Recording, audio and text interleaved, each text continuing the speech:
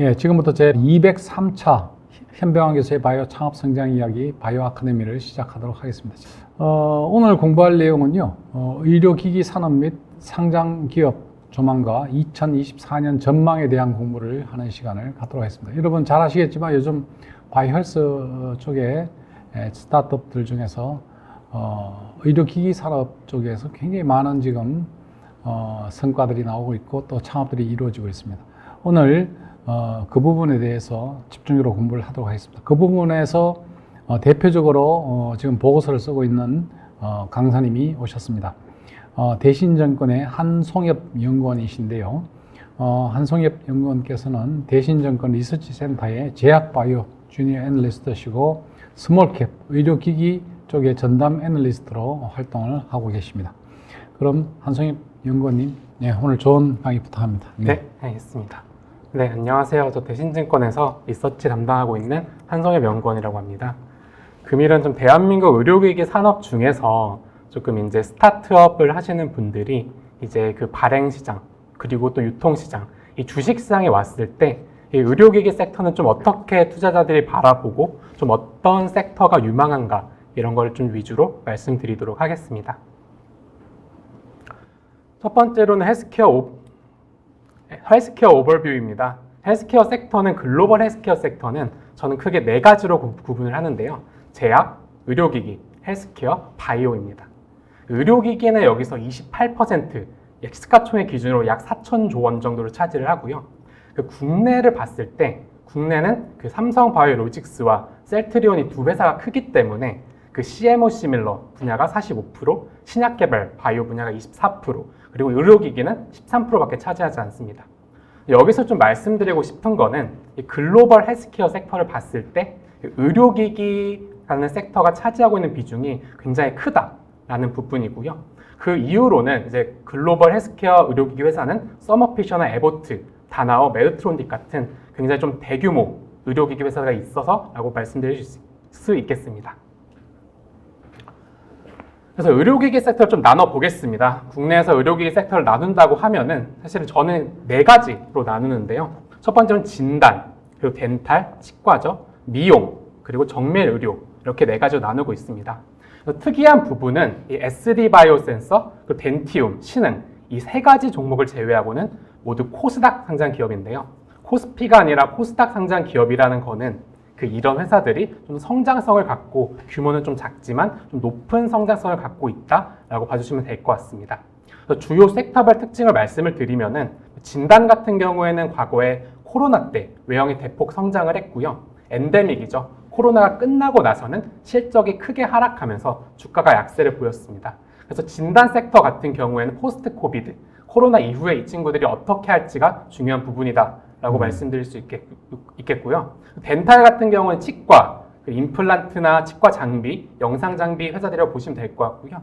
2019년에 신흥국, 중국 등을 중심으로 외형 성장과 수익성이 개선됐습니다.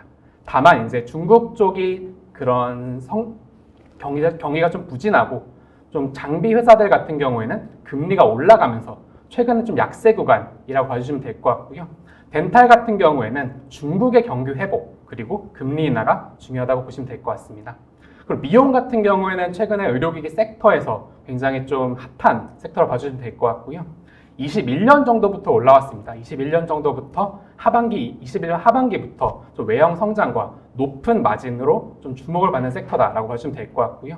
그래서 높은 마진이라는 거는 이 GPM, 매출 총이익률이 거의 70%에서 80%, 그리고 OPM, 그리고 영업이익률이 거의 30%에서 40%를 할 정도로 굉장히 높은 그런 이익률을 가진다고 보시면 될 것 같습니다. 다만 이제 현재 같은 경우에는 실적 성장 기대감이 조금은 부진해지면서 그 주가는 좀 약세를 보이고 있는데요. 아무래도 이제 미용 의료 같은 경우에는 신제품 효과와 수출 효과 다변화가 필요하다고 보고 있습니다. 그리고 마지막으로는 정밀의료, 디지털 헬스케어나 AI를 말씀드리겠습니다. 2023년 상반기 때 의료 AI가 굉장히 핫했었는데요. 루닛, 뷰노, JLK, 딥노이드 이런 회사들이 있었습니다. 다만 이제 의료 AI 이외에는 뭐 유전체 분석, NGS 아니면 액체 점검, 암 진단 이런 분야의 회사들이 있는데 아직까지는 유의미한 주가 상승이 오지 않은 섹터라고 봐주시면 될 것 같습니다. 이 장표에서 말씀드리고 싶은 부분은 의료기기 시장 규모가 글로벌로는 거의 500조 원 정도 한다는 부분이고요. 아까 말씀드렸던 것처럼 그 글로벌에는 굉장히 큰 기업도 많고 특히 미국, 유럽 이런 선진국 시장이 크기 때문에 의료기기 시장 자체는 글로벌로 아주 큰 시장을 갖고 있다라는 부분을 말씀드리고 싶습니다. 다만 이제 국내 의료기기 시장은 약 10조 원 정도 수준이고요. 다만 글로벌로 대비해서는 굉장히 낮은 수준인데 그래서 제가 여기서는 좀 중요한 부분은 국내 의료기기 기업이 높은 밸류에이션, 높은 투자 가치를 받기 위해서는 해외로 수출 비중이 높아야 한다라는 부분을 좀 더 말씀드리고 싶습니다. 그래서 이거는 간단하게 말씀드리는 국내 의료기기 상장사 시가총액 순위를 봐주시면 될 것 같고요. 최근에는 그 보톡스, 보톨리눔 톡신과 필러를 만드는 휴젤이 가장 시가총액이 높다라고 봐주시면 될 것 같고요. 그 과거에 코로나 때는 SD 바이오센서와 시젠 같은 진단키트 회사들이 굉장히 높았고 그리고 꾸준히 여기 주황색으로 쳐져 있는 덴탈 회사들 같은 경우에는 좀 꾸준히 올라오고 있다라고 봐주시면 될 것 같습니다. 그래서 가장 중요한 부분은 의료기기 섹터 투자를 할 때 어떤 부분을 봐야 할까라는 부분이고요. 첫 번째로는 실적을 말씀드리고 있습니다. 아무래도 의료기기는 실적, 숫자라고 부르는데 이런 실적이 나오는 섹터이기 때문에 분기별로 발표되는 실적 수치가 주가에 중요한 영향을 미칩니다. 실적 수치라는 부분은 분기별로 발표되는 매출액과 영업이익이라고 봐주시면 될 것 같고요. 그렇다고 하면 실적 발표에서 어떤 거를 봐야 할까? 주요 포인트 같은 경우에는 매출액 및 영업이익이 전년 동기 대비해서 얼만큼 성장을 했는지 혹은 전 분기 대비해서 얼만큼 성장했는지 이런 그로스, 성장률이 매우 중요하고요. 두 번째로는 아까 말씀드렸던 것처럼 의료기기 같은 경우는 글로벌 비중이 굉장히 크기 때문에 수출 비중, 그 내수 비중 대비해서 수출 비중이 얼마인가가 중요하고요. 세 번째는 아까 말씀드렸던 것처럼 그 영업이익률, 그 높은 마진을 갖고 있는가가 중요한 포인트다라고 봐주시면 될 것 같습니다. 그렇다고 하면 이제 그런 실적을 좀 미리 짐작할 수 있는 방법은 있냐? 이게 되게 궁금하실 텐데요. 수출입 데이터, 투자자분들은 보통 관세청, 트라스에서 제공을 하는 수출입 데이터를 보고 좀 국내 의료기기 기업의 수출 매출을 좀 이렇게 그 예상을 합니다. 그래서 아까 말씀드렸던 것처럼 국내 의료기기 기업이 해외 매출이 매우 중요하기 때문에 그 투자자분들은 그 이를 짐작할 수 있는 관세청 수출입 데이터를 트래킹 한다고 봐주시면 될 것 같고요. 매월 1일, 11일, 21일 나온다고 봐주시면 될 것 같습니다. 그리고 세 번째로는 아까 의료기기에서 중요한 섹터가 진단, 덴탈, 미용이 있다고 말씀을 드렸는데 이런 거를 미국이나 유럽 같은 선진국에서 하고 있는 글로벌 피어, 같은 산업에 속해 있는 글로벌 기업의 실적 발표 및 시장 전망이 매우 중요하고요. 이들이 받고 있는 밸류에이션, 이들이 받고 있는 기업 가치의 밸류에이션에 따라 우리나라 기업들도 영향을 받는다라고 하시면 될 것 같습니다. 그리고 마지막으로는 그 의료기기 섹터가 최근에 좀 주목을 받았던 이유가 그런 글로벌 사모펀드나 아니면 대기업이 M&A, 인수합병을 굉장히 많이 했습니다. 오스템 임플란트 같은 경우에는 뭐 MBK 파트너스에서 인수를 했고요. 그리고 뭐 휴젤 같은 경우에는 과거의 베인 캐피탈이 최근에 GS가 인수를 했습니다. 이만큼 이제 sek터 내에서 이런 동일 기업이 인수합병 혹은 지분 투자를 받을 시에는 전체적으로 의료기기 섹터가 상승한다라고 봐주시면 될 것 같습니다. 그래서 밑에 있는 자료는 그 국내 의료기기 섹터의 실적을 전망한 자료고요. 그 왼쪽 하단에 있는 자료를 보시면 알 수 있겠다시피 그 국내 의료기기 회사들은 그 영업이익률이 거의 한 20%에서 30% 정도를 나타내고 있고요. 매출액 성장도 굉장히 가파르게 성장하고 있다라고 봐주시면 될 것 같습니다. 그래서 의료기기 관련 키차트라고 말씀을 드리는데요. 이거 같은 경우에는 아까 말씀드린 이 그림 그래프를 좀 표로 나타낸 것이라고 봐주시면 될 것 같습니다. 이거는 컨센서스라고 해서 애널리스트들이 보통 실적을 추정하는 그런 게 있는데요. 지금 의료기기 종목 중에서 애널리스트가 실적 추정을 하는 종목은 약 19개가 있습니다. 그래서 그 19개 종목을 각 섹터별로 나눈 걸 봐주시면 될 것 같고요. 그렇다면 여기서 좀 주목할 부분은 아까 말씀드린 것처럼 영업이익률과 매출액 성장률 그리고 영업이익 성장률일 텐데요. 보시면 아시겠지만 아까 말씀드린 그 미용, 주사 미용 같은 경우에는 뭐 보톡스나 필러 아니면 스킨 부스터 같은 걸 하는 회사들이 좀 더 매출액 성장률이나 영업이익이 높고, 특히 좀 가장 높은 부분은 미용기기 아니면 레이저라든가 아니면 그런 초음파, 고주파를 이용한 미용기기 회사들이 그런 매출액 성장률이나 영업이익률이 높다라고 말씀드리고 있습니다. 그래서 저는 이제 미용기기 같은 경우에는 21년과 22년의 그 매출액 성장률을 보시면은 굉장히 높았습니다. 근데 이게 지금 시장의 기대감은 이런 매출액 성장률이 조금은 둔화될 것이다 라고 보고 있는 것 같고요. 다만 이제 주사 미용, 그런 주사 미용 쪽이 그 과거에 20년이나 21년, 22년은 좀 안 좋았기 때문에 저는 23년부터는 좀 올라올 수 있지 않을까라고 보고 있습니다. 그리고 덴탈 같은 경우에는 좀 꾸준히 성장하는 섹터다라고 봐주시면 될 것 같습니다. 그래서 올해 24년의 의료기기 섹터 투자 포인트를 말씀드리겠습니다. 전체적으로 말씀드리면은 장기적으로 보면 성장하는 섹터이면 확실합니다. 뭐 고령화라던가 미용에 대한 인식 변화 등으로 시장 자체가 크고 있고 그에 따른 의료기기 수요는 계속해서 커지고 있습니다. 다만 이제 주가적인 측면에서 본다고 했을 때 올해 상반기, 24년 상반기는 조금 아쉬운 흐름을 보일 수 있을 거라고 보는데요. 왜냐하면 첫 번째로는 이 실적이 작년과 재작년에 굉장히 좋았는데 이게 뭐 금리 인하 경기 침체라던가 아니면 좀 다른 그런 기업들에 대한 이슈로 좀 실적 기대감, 투자자분들의 실적 기대감이 조금은 꺾이고 있고요. 그가 좀 제 판단에는 이게 하반기 이후, 올해 하반기 이후에 이런 의료기기의 그런 수심이 반등 가능하다고 보고 있습니다. 그래서 국내 기업들 같은 경우에는 덴탈, 미용 분야에서 중저가, 밸류 세그먼트를 앞세워서 높은 성장성을 보이고 있고요. 그렇다고 하면은 수출 비중이 높고 영업 레버리지 효과를 보여주고 있는 덴탈 미용 기업의 성장성은 올해도 성장 지속될 걸로 보고 있습니다. 덴탈 같은 경우에는 VBP라고 해서 중국에서 그 대량으로 구매를 해서 임플란트를 제공하는 그런 제도를 시행을 했었습니다. 이것 때문에 단가, 프라이스가 인하되지 않을까라는 우려가 좀 있었는데요. 근데 작년 2023년의 실적을 봤을 때 이 단가 인하에 대한 그런 우려가 좀 과도한 것이었다. 이게 이런 단가 인하에 대한 압력을 그 수요, Q, 퀀티티 이런 수요의 증가로 좀 상쇄를 시켰다라는 게 좀 증명이 됐고요. 그렇다고 하면 지금 중국, 이 덴탈 기업들 같은 경우는 중국 비중이 굉장히 높습니다. 그래서 최근에 이게 중국의 경기가 좀 침체되면서 좀 밸류에이션 내려갔는데 이게 올해는 좀 회복될 전망이라고 봐주시면 될 것 같습니다. 그리고 미용 같은 경우에는 아직 침투율이 좀 낮습니다. 글로벌 미용 시장의 침투율이 굉장히 낮기 때문에 그렇다고 하면 성장성 같은 경우에는 올해도 지속될 걸로 보고 있고요. 저는 개인적으로 이 두 가지로 나눈다고 했을 때 주사 미용, 톡신과 필러의 외형 성장과 비효 효과가 기대되고 있습니다. 미용 기기 업체들 같은 경우에는 21년부터 굉장히 핫했던 섹터인데요. 다만 이제 미용 기기 업체들 같은 경우에는 올해나 내년에도 지금까지 해왔던 것처럼 외형 성장이나 마진율 개선이 지속될 수 있는지 좀 지켜봐야 될 필요가 있다라고 보고 있습니다. 진단 같은 경우에는 이게 코로나 이후로 계속 적자가 나오고 있는 상황입니다.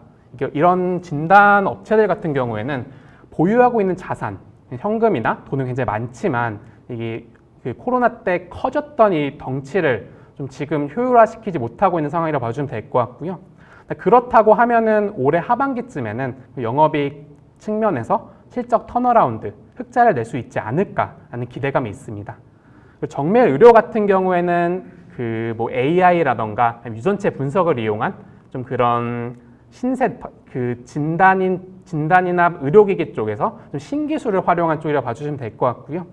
근시일 내에서 실적 측면에서의 그런 성장을 기대하기는 어렵지만 이 글로벌 기업들 트렌드, 뭐 AI라던가 유전체 분석의 글로벌 기업의 트렌드에 주목할 필요가 있다라고 보고 있습니다. 그리고 지금 제가 말씀드리진 않았지만 뭐 당뇨라든가 관절, 렌즈, 창상 피복제 등 올해 실적 성장 모멘텀이 있는 개별 기업에 주목할 필요가 있다라고 보고 있습니다. 그래서 여러 개 말씀을 드렸는데요. 그래서 덴탈부터 먼저 말씀을 드리겠습니다.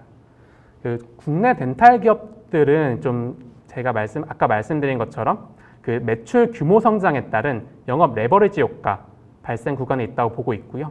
영업 레버리지 효과라는 거는 이 고정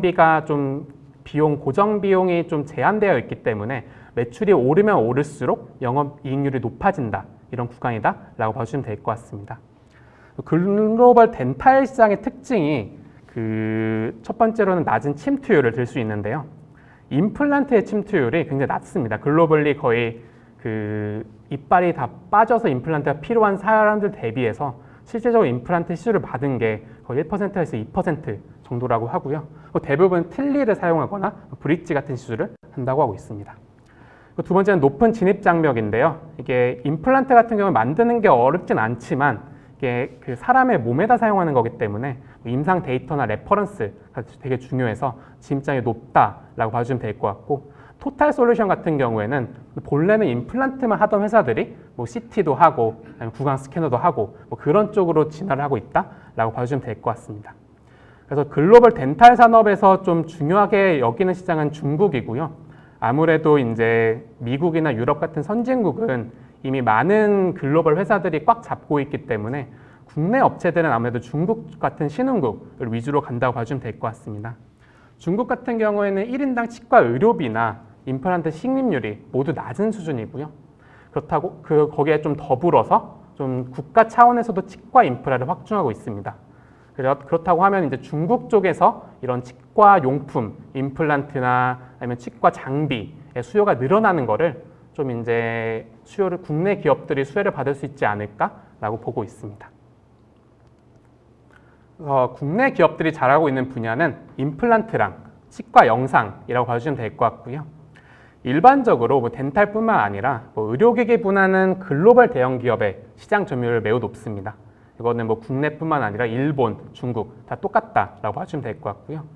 실제로 2000년대 초에는 국내 임플란트 시장은 외산, 스트라우만이나 아니면 덴츠플라이 이런 외산의 비중이 90%가 넘었습니다. 근데 2000년대 중반부터 오스템 임플란트나 덴티움 같은 국내 임플란트 업체들이 그런 외산 임플란트 제품보다 좀 더 싸고 그렇지만 제품의 퀄리티는 그렇게 나쁘지 않은 중저가 세그먼트, 밸류 세그먼트라고 하는데요.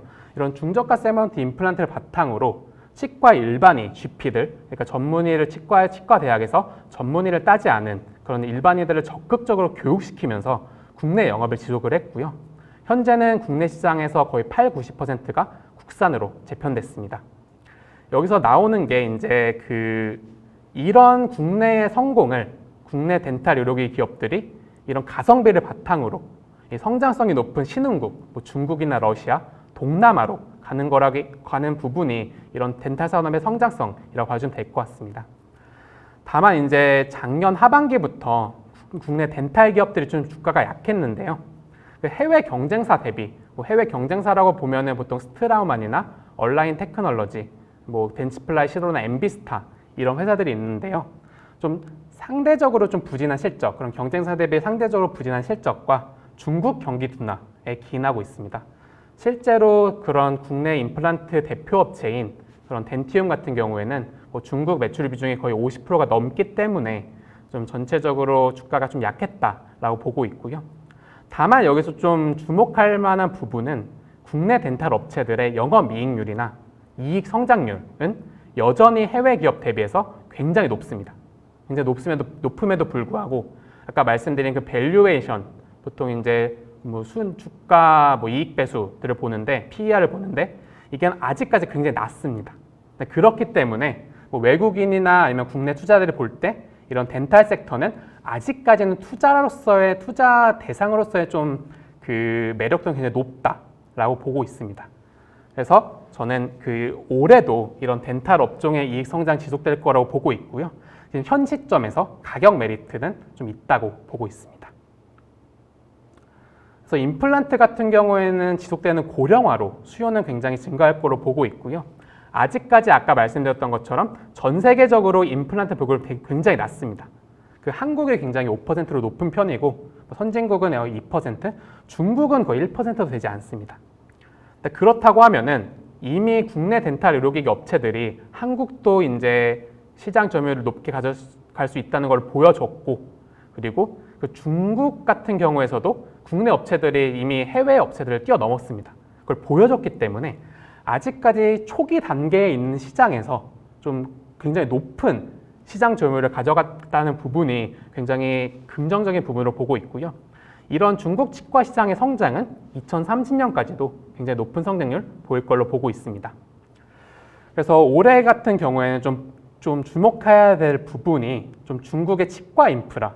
사실은 중국의 임플란트의 그런 식립률, 그 침투율이 낮은 게 중국은 치과 인프라 자체가 되게 부족합니다. 병원과 의사 수가 자체가 부족하고 이런 게 좀 정책적으로 개선이 되고 이런 VBP 아까 말씀드린 그런 VBP 같은 그런 제도를 통해서 환자의 부담금이 좀 감소한다면은 임플란트 보급률이 증가할 거로 보고 있고요. 그런 임플란트 보급률의 증가가 결국에는 이런 국내 덴탈 업체들의 이익 상승으로 이어질 걸로 보고 있습니다. 그래서 두 번째로는 아까는 임플란트 업체들 계속 말씀드렸는데 좀 치과 영상이라 좀 말씀드리겠습니다. 치과 영상은 이 치과에서 사용되는 엑스레이나 CT 같은 장비라고 봐주시면 될 것 같고요. 다만 이제 여기서 좀 말씀드리고 싶은 부분은 국내 업체들이 분명히 이런 치과 영상을 되게 잘했던 건 사실입니다. 실제로 글로벌리 봐도 MS가 굉장히 높고요. 다만 아까 제가 계속 말씀드리는 그 덴탈 업체, 덴탈 섹터에서의 투자 포인트는 중국입니다. 사실은 국내 업체들이 미국이나 유럽 같은 선진국에서 높은 성장성을 내기 어렵기 때문에 그런 전체적인 시장이 커지는 중국이 굉장히 중요한데요. 좀 아쉬운 부분은 중국 내에서 로컬 업체들, 그러니까 중국 업체들이죠.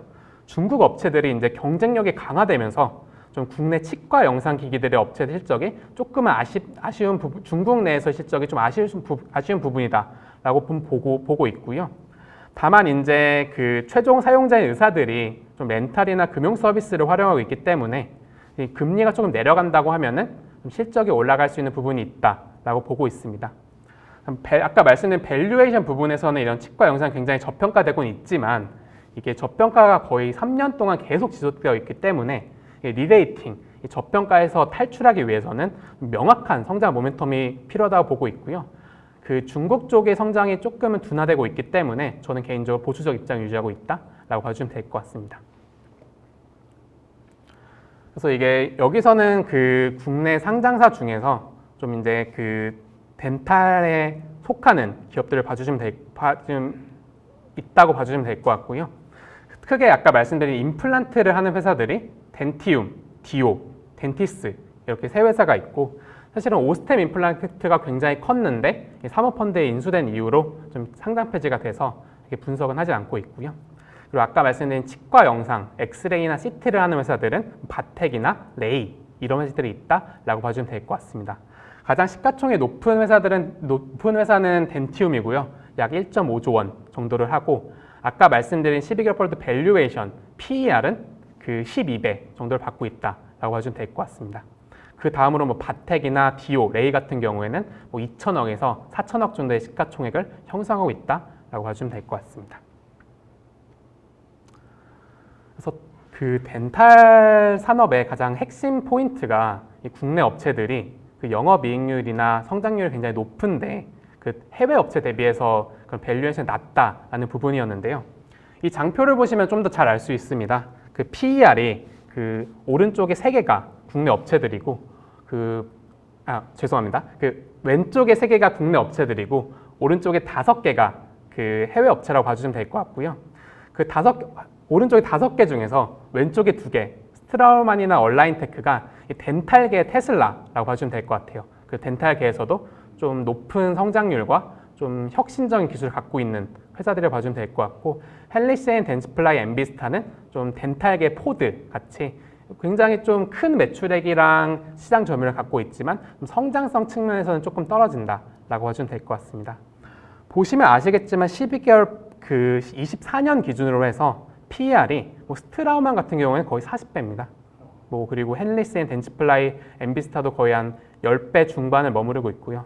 반면에 뭐 덴티움이나 바텍 같은 국내 회사는 뭐 아직까지도 10배를 넘지 못하고 있기 때문에 그렇다고 하면 이제 아직까지는 그 영업이익률이나 뭐 매출의 성장률이 더 높은데 굳이 저평가를 받을 필요가 없다라고 보고 있습니다. 또 덴탈을 말씀드렸기 때문에 다음은 좀 미용 부분을 말씀드리도록 하겠습니다. 글로벌 미용 시장은 아까는 덴탈 시장은 보다는 조금 작은 21년에는 211억 달러에서 27년에는 거의 455억 달러로 성장할 거로 보고 있고요. 아까 덴탈 시장 같은 경우에는 거의 한 자릿수 성장을 기록을 했는데 뭐 미용 시장 같은 경우에는 연평균으로 거의 한 14% 성장을 기대하고 있습니다. 그 성장에 대한 근거는 미용에 대한 전체적인 인식 변화와 침투율 증가라고 봐주시면 될 것 같습니다.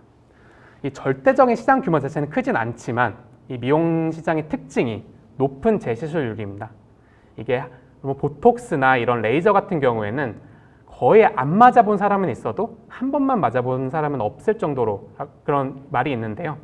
이게 높은 재시술률, 대부분 이제 이런 미용 시술을 받은 그런 환자분들은 거의 재시술률이 거의 한 80-90%에 육박할 정도로 되게 높기 때문에 침투율이 증가한다고 하면은 계속해서 매출이 나오는 부분이다라고 봐주시면 될 것 같고요. 그리고 뭐 남성이나 좀 보수적인 국가같이 아직 좀 경험하지 않은 소비자가 글로벌리 굉장히 많다라는 부분이 있고, 뭐 사실은 국내나 뭐 미국 같은 경우에는 미용이 굉장히 시장이 많이 열렸는데 뭐 중동이나 러시아처럼 아직 개화되지 않은 해외 수출이 확대될 국가가 많다라는 부분이 있습니다. 그래서 미용 산업의 주요 특징은 높은 마진율이고요. 그 매출 총액 GPM 기준으로 뭐 장비 같은 경우에 거의 50%, 소모품 같은 경우에는 거의 80%를 기록을 하고 있습니다. 그래서 높은 마진이 될 수 있는 이유는 이 미용기기 제품이 사실은 그렇게 만드는데 높은 기술력이 필요한 건 아닙니다. 근데 다만 그 높은 기술력이 필요하진 않지만 이거를 사용하는 엔드 유저, 병원, 그리고 이런 미용의 소비자들이 굉장히 높은 비용을 지불할 의향이 있기 때문에 이런 높은 마진율이 좀 성립이 된다라고 봐주시면 될 것 같고요. 그래서 뭐 락인 효과 같은 경우에는 한번 시장을 장악을 하면은 그 회사가 어떻게 보면 시장 점유율을 계속 유지한다라는 부분이라고 보시면 될 것 같고, 그리고 리커링 매출이라고 하는 부분은 그래서 아까 말씀드린 것처럼 재수술률이 높기 때문에 그런 한번 시장을 침투를 하면은 계속적으로 매출이 발생하는 시장 그런 산업이다라고 보고 있습니다. 그리고 내수도 내수지만 사실 미용 같은 부분에는 글로벌 시장이 훨씬 더 크기 때문에 수출 비중이 굉장히 높다라고 보고 있습니다. 그래서 미용에서는 이제 국내 기업들이 무엇을 잘하냐라고 봤을 때 국내 기업들은 좀 그 아까 말씀드린 주사, 보톨리눔 톡신이나 보톡스죠, 필러 이런 아니면 좀 스킨 리쥬라는 유명한 스킨 부스터 같이 그런 주사 부분이나 아니면 미용 기기, 레이저나 리프팅 그런 기기가 좀 유명하다라고 봐주면 될 것 같고요. 국내 미용 업체들이 뭐 작년, 재작년만 해도 그런 주가가 굉장히 강했습니다. 그런 걸 봤을 때 원인을 봤을 때 사실 이제 투자자들이 가장 궁금해하고 되게 고민을 하는 거는 어떤 섹터, 어떤 기업이 성장을 할까 이런 부분인데 지금 당장 매출이나 이익률이 많이 나오는 것보다는 향후에 내년이나 내후년에 많이 나오는 그런 종목이나 이런 섹터를 굉장히 좋아하는데요. 미용기기가 딱 거의 맞았습니다.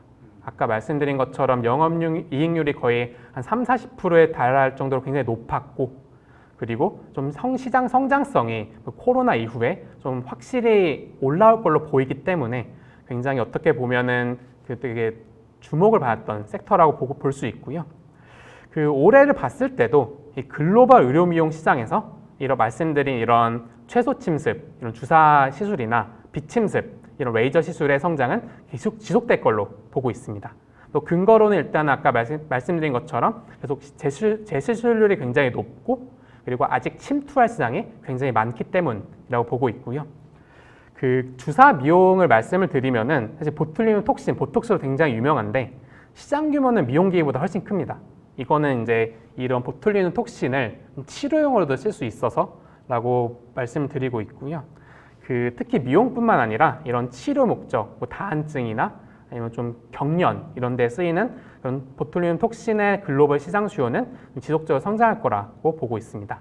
그래서 여기서 가장 유명한 회사는 엘러간이라는 회사입니다. 그 글로벌 회사인 에브비에 인수를 됐고요. 그 엘러간 회사의 보톡스가 좀 시장을 선도하고 있다. 거의 마켓 쉐어가 한 80%가 넘는다라고 봐주면 될 것 같고요. 그런 시장을 가성비 있는 국내 톡신, 국산 톡신 회사들이 좀 이제 조금씩 넓혀가고 있다라고 봐주면 될 것 같습니다. 그리고 미용기기 같은 경우에는 그 시장 규모 자체는 그렇게 크진 않지만 성장성이 굉장히 높은 부분이다 라고 봐주시면 될 것 같고요. 아직까지 이런 비수술적, 이런 미용기기의 비수술적 리프팅 시술의 비중은 한 6% 정도로 굉장히 낮습니다. 되게 낮은 상황이고요. 이런 침투율이 그런 계속 높아질 걸로 일단 전 시장에서는 보고 있다라고 봐주시면 될 것 같습니다. 그래서 국내 미용기기 업체들은 그런 좀 결론을 말씀드리면은 가성비가 높은 제품을 좀 시장 포지셔닝했다고 봐주시면 될 것 같고요.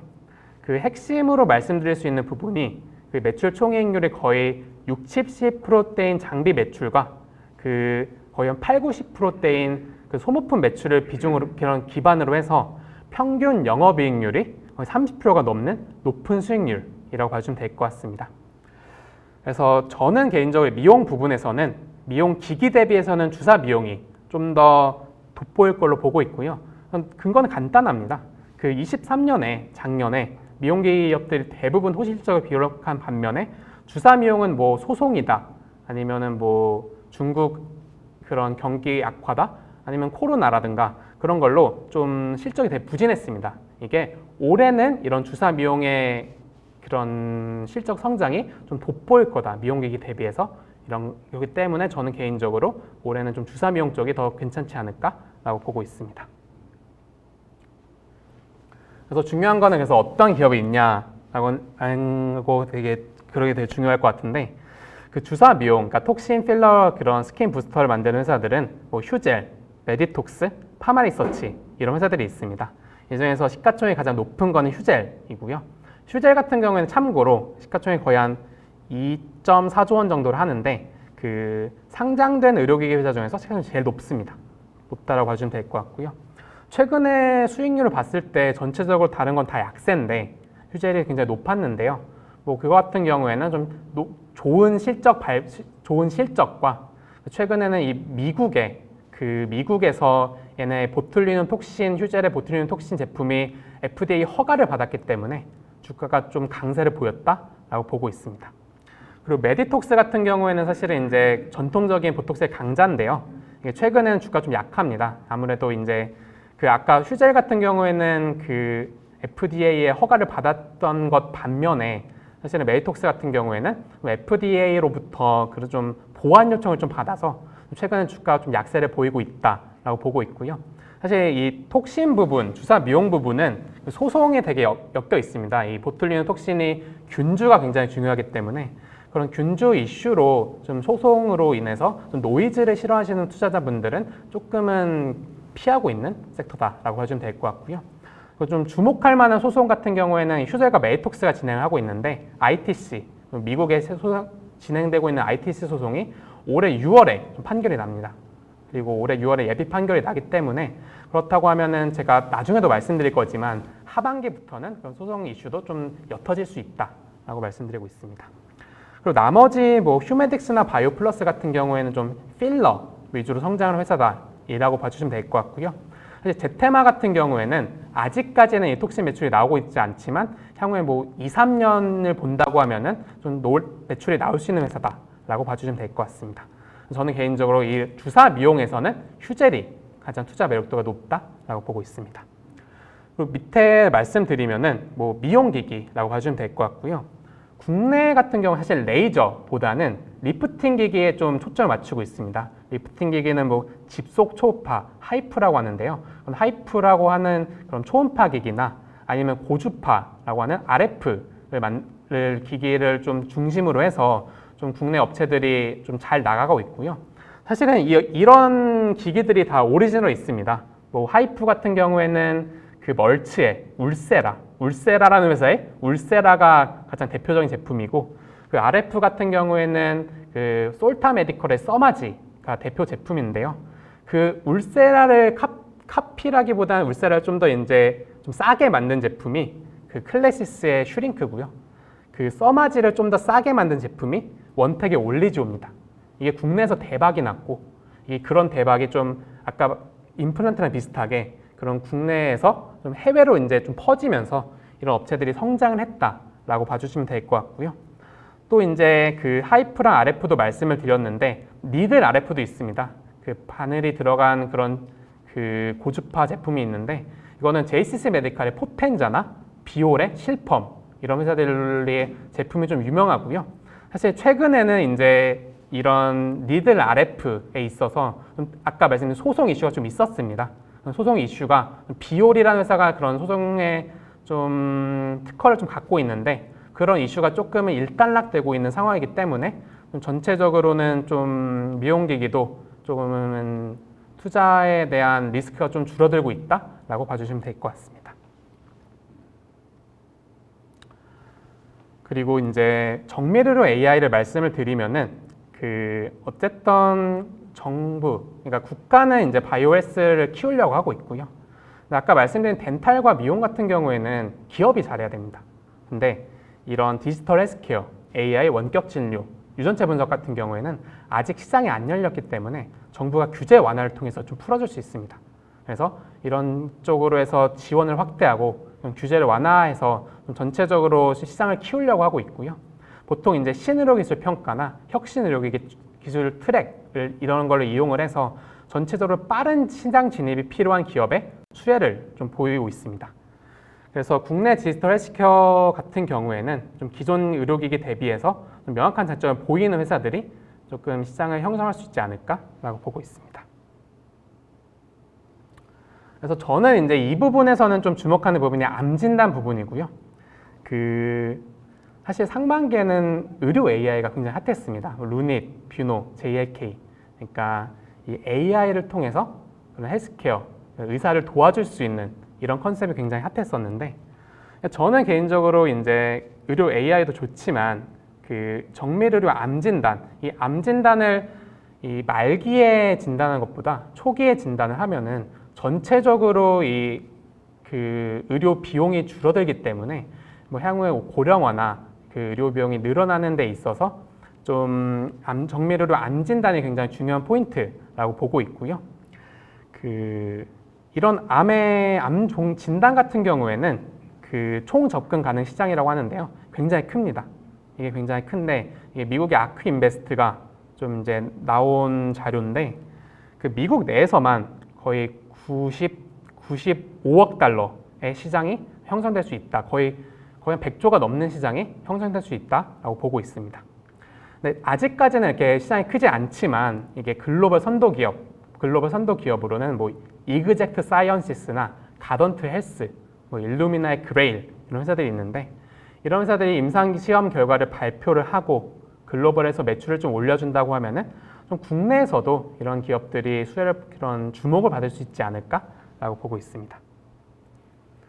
그래서 아까 말씀드린 것처럼 국내에서는 주목을 잘 받고 있지 못하지만 확실히 이런 암 조기 진단에 따른 미충족 수요는 존재한다고 보고 있고요. 국내 업체들은 사실은 아직까지는 매출이 좀 나오지는 않고 뭐 시장이 크진 않지만 기술력에서는 확실히 강점을 갖고 있습니다. 기술력 강점을 갖고 있기 때문에 이런 기술력을 기반으로 해서 나온 제품들이 그런 해외 좋은 학회나 아니면 해외 규제의 그런 허가를 받거나 아니면 해외 좋은 기업들과 파트너십을 맺게 된다고 하면은 이런 국내 정밀의료 암 진단 회사들도 좀 성장성의 그런 포인트를 맞출 수 있지 않을까라고 보고 있고요. 사실 이제 이 강의를 들으시는 분들이 이제 좀 스타트업, 좀 창업에 있는 초기 단계의 회사를 많이 운영하고 있으시기 때문에 보통 이제 그런 부분의 의료기기 회사들은 디지털 헬스케어나 이런 정밀의료, 그런 좀 하이테크를 이용한 부분이 많기 때문에 지금 그런 유의 회사들이 상장을 할 때는 좀 글로벌 회사들과의 파트너십이 중요하다라고 좀 저는 개인적으로 판단하고 있습니다. 그래서 이거는 기업을 봤을 때 그런 정밀의료 회사들이 뭐 이런 회사들이 있다라고 봐주시면 될 것 같고요. 뭐 루닛이라는 회사가 AI를 통해서 암을 정복하는 뭐 엑스레이나 CT 이런 거를 좀 암을 정복하는 부분으로 조금 핫했다라고 봐주시면 될 것 같고요. 최근에는 이런 AI가 뭐 반도체나 아니면 소프트웨어 쪽으로 그런 투자에 관심이 좀 옮겨가면서 최근에는 조금은 주가 측면에서는 쉬어가고 있다라고 보고 있습니다. 다만 이제 국내 업체들의 이런 의료 AI의 경쟁력이 굉장히 강하기 때문에 언제든 성장할 수 있는 그런 모멘텀을 있는 섹터다라고 보고 있습니다. 다만 이제 액체 생검 같은 경우에는 아까 말씀드린 정밀의료 암 진단 이런 기업들인데 뭐 그런 대변이나 아니면 혈액으로 암을 진단하는 이런 컨셉의 회사들이라고 봐주시면 될 것 같고요. 뭐 지노믹트리나 사이토젠, 뭐 엔젠바이오 이런 회사들이 있습니다. 이런 회사들 같은 경우는 아직까지는 주가가 많이 오르지 않았지만 아까 말씀드린 것처럼 기술력은 갖고 있기 때문에 이런 회사들이 뭐 기술력을 좀 해외 학회에 입증을 하거나 아니면 임상 시험을 통해서 입증을 하거나 글로벌 파트너사와 이런 파트너십을 체결한다고 하면은 충분히 주가가 올라갈 수 있는 모멘텀이 있다라고 보고 있습니다. 그래서 이제 이상으로는 기업 단으로는 이제 말씀을 이제 다 전체적으로 말씀을 드린 것 같고요. 그 전체적으로 이제 그 결론을 말씀을 드리면은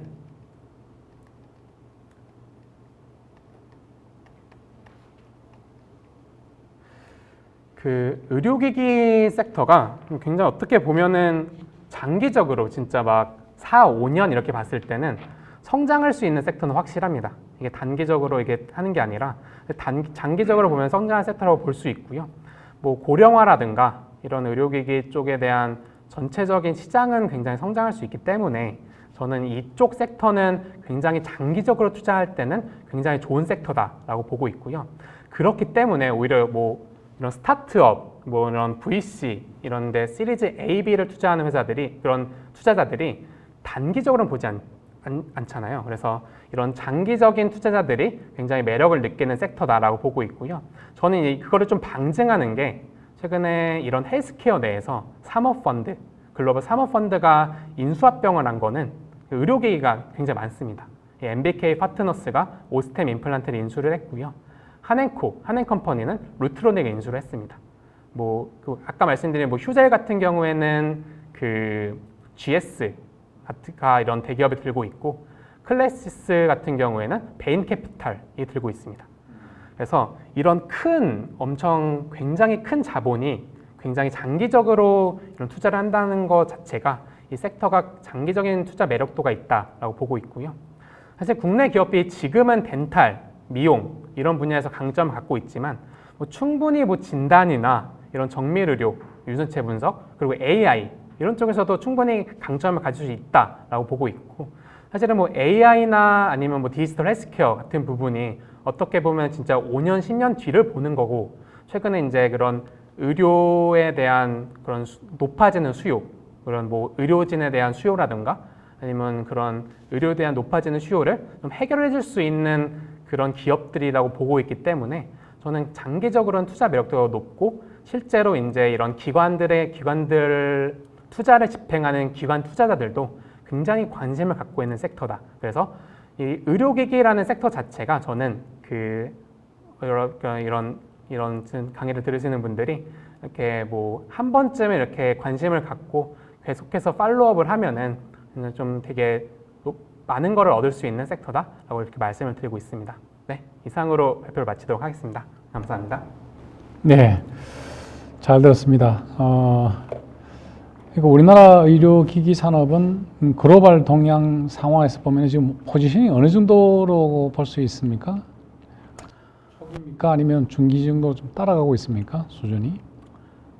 아무래도 이제 글로벌 회사 대비해서 이제 우리나라 회사가 성장할 수 있었던 이유가 그 글로벌 회사들의 제품보다 조금은 싸지만 성능은 나쁘지 않은 그런 중저가 세그먼트로 일단 성장을 했고요.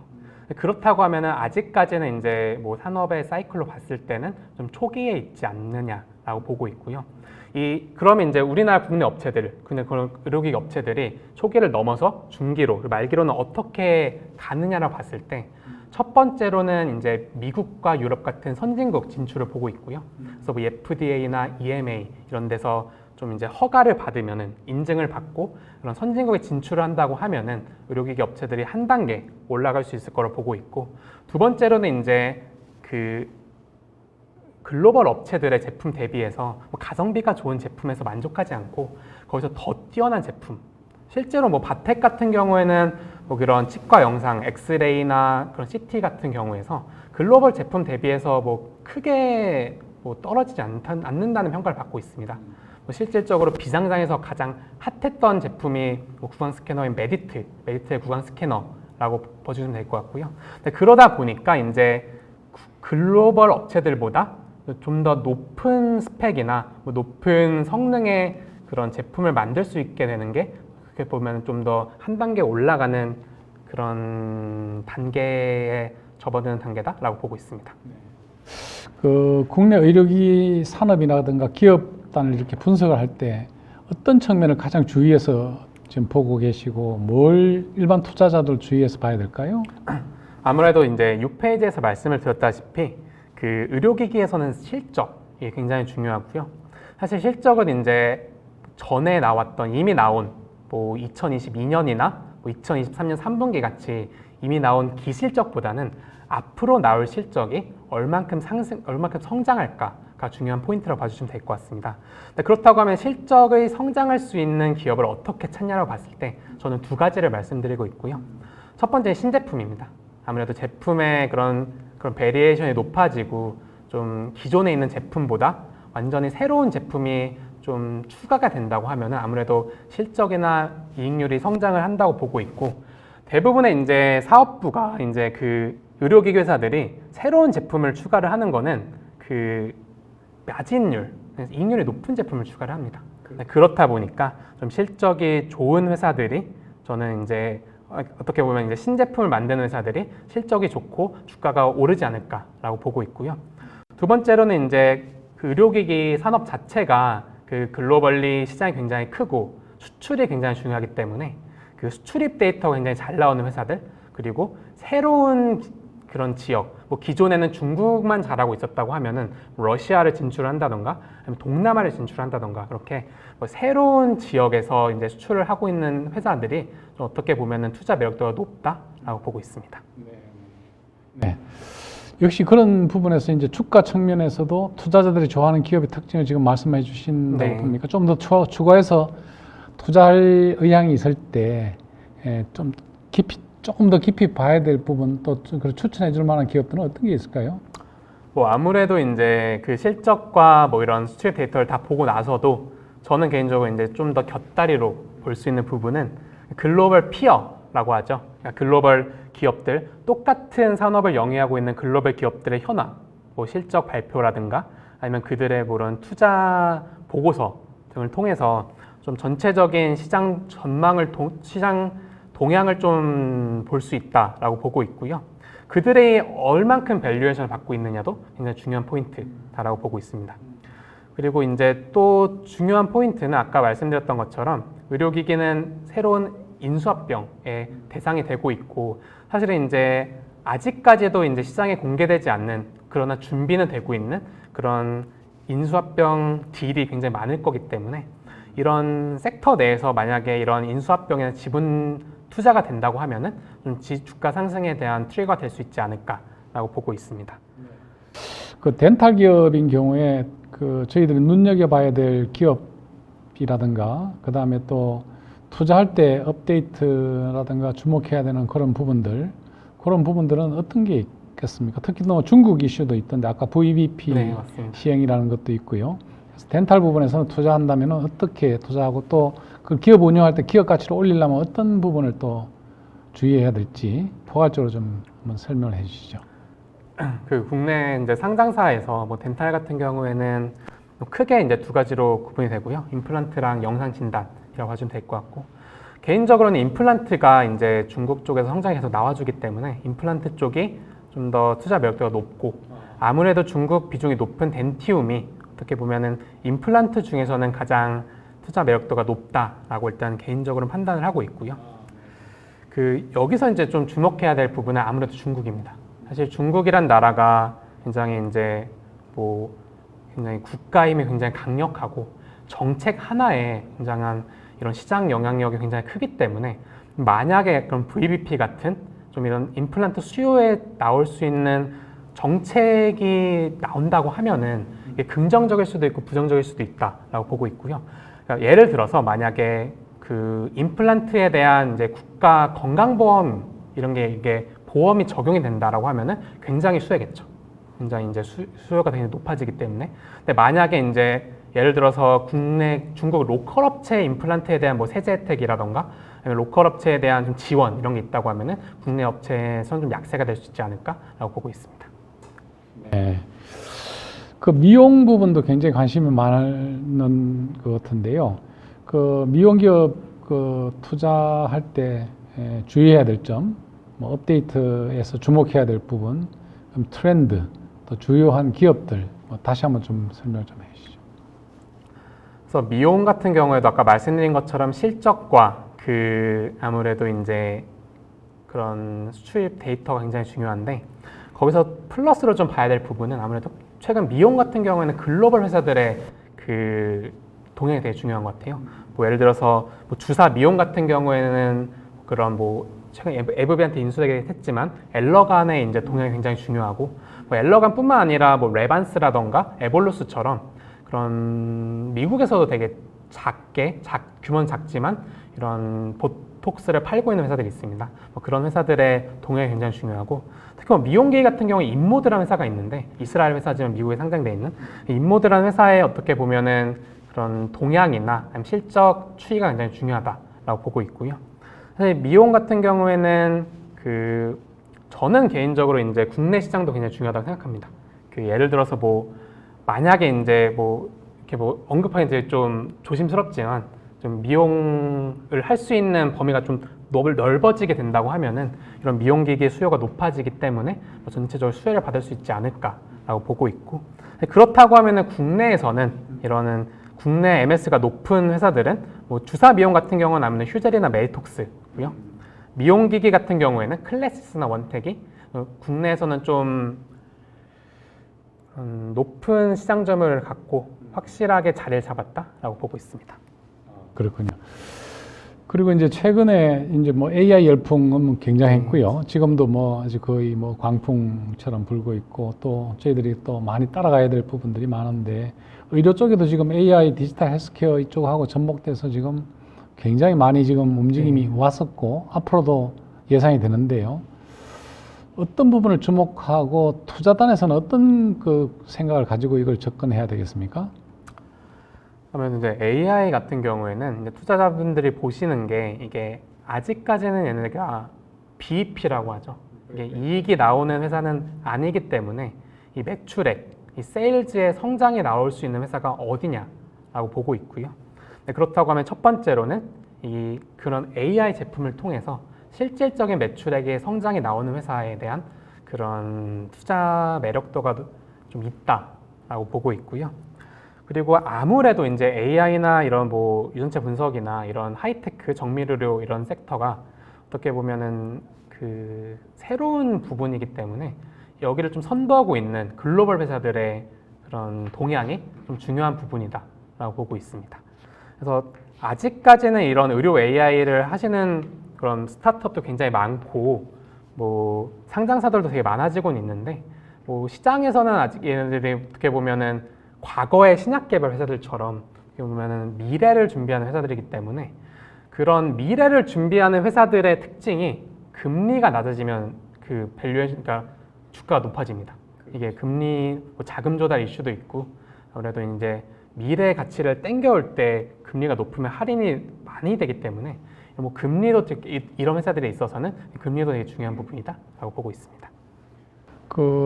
뭐 수익단에서는 지금 수익을 발생시키는 기업들이 국내는 있기는 있습니까? 의료 AI 같은 경우에는 뭐 루닛이나 뷰노 같은 경우에는 전체적으로 매출을 좀 내고 있고요.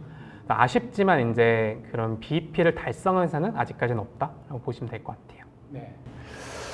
그 총괄적으로 이제 그러면 마지막으로 투자자들 관점에서 이쪽 그 의료기기 산업 전반에 대해서는 어떤 생각을 가지고 있는 것이 좋을 것이고, 그 다음에 이제 기업 경영하는 입장에서, 이런 기업을 경영하는 입장에서는 어떤 부분을 주의하면서 경영하는 게 좋겠다, 이런 도움 말씀 한마디 주시고 마치도록 하겠습니다. 뭐 투자하는 방향에 있어서는 저는 개인적으로 이제 의료기기가 뭐 굉장히 기업들도 많아졌고 어떻게 보면은 투자하시는 분들이 굉장히 이제 스터디도 많이 돼 있는 섹터라고 보고 있고요. 그러다 보니까 이제 좀 주목할 만한 부분은 뭐 성장성이라고 보고 있습니다. 아무래도 이제 이 회사가 어떤 제품을 새로 하는지, 그리고 어떤 국가에 새로 진출을 하는지, 아마 그런 부분이 굉장히 중요하고 팔로우업을 하면 된다라고 보고 있고요. 사실은 최근에는 의료기기 주가 추세가 굉장히 약한데, 저는 아무래도 이게 그 역사적으로 보통 신약 개발 바이오 회사들이 올랐을 때 의료기기가 좀 약했습니다. 그리고 신약 개발 바이오가 조금은 쉬어갈 때 의료기기가 좀 올라가기 시작하는데, 근데 그렇다고 하면 지금은 바이오가 워낙 강하기 때문에 조금 약세를 보이고 있지만, 이게 하반기쯤 되면은 이제 올해 2분기 실적에 대한 기대감이 올라오기 시작하면서 하반기쯤 되면은 의료기기 기업들에 대한 투심도 좀 올라오지 않을까라고 보고 있고, 미용이나 덴탈 같은 부분은 충분히 좀 주목할 만한 섹터다라고 보고 있습니다. 사실 뭐 경영에 있어서는 뭐 너무 다들 잘하시고 제가 뭐 이렇게 말씀드릴 부분은 없지만, 뭐 이런 투자자들 입장에서 좀 저는 좀 말씀드리고 싶은 부분은 뭐 이런 시장이랑 소통할 수 있는 창구, 뭐 II라고 하죠. 뭐 그런 뭐 소통의 창구가 좀 더 많았으면은 뭐 기업에서 있는 내용이 뭐 시장에 전달되는 게 뭐 곡회가 될 수도 있고, 전달이 100% 안 되는 거기 때문에 기회나 그런 뭐 소통의 기회나 아니면 그런 이벤트가 많았으면은 저는 개인적으로 좋지 않을까라고 보고 있습니다. 네, 그렇군요. 지금 좋은 정보를 오늘도 받은 것 같습니다. 바이오 헬스 부분, 또 의료기기 이 부분은 뭐 앞으로 계속 성장 산업으로서 시간이 갈수록 아마 그 진가가 나올 거로 확신하고 있고, 정부도 적극적으로 미는 분야로 지금 되어 있죠. 큰 성장이 기대가 되는데, 그동안에 이제 힘든 고관도 좀 지나야 될 거라는 그런 말씀을 하셨습니다. 한송협 연구원님은 이 분야의 전문가 애널리스트시니까 저희들이 정기적으로 모셔서 이런 시장 동향을, 또 글로벌 동향, 매크로 동향, 그다음 기업 단위 미시 동향도 한번 공부를 계속하는 시간을 갖도록 그렇게 하겠습니다. 앞으로도 저희 사업단의 강좌를 계속 좀 주시해서 구독하시고, 그리고 좋은 정보를 주신 한송협 연구원님께 이제 좋아요도 좀 눌러주시기를 바랍니다. 오늘 유익한 강의를 진행해 주신 한송협 연구원님께 다시 한번 감사의 말씀을 드리면서 오늘 203차 현명학교수의 바이오 창업 성장 이야기 바이오 아카데미를 모두 마치도록 하겠습니다. 여러분 감사합니다. 수고했습니다. 감사합니다.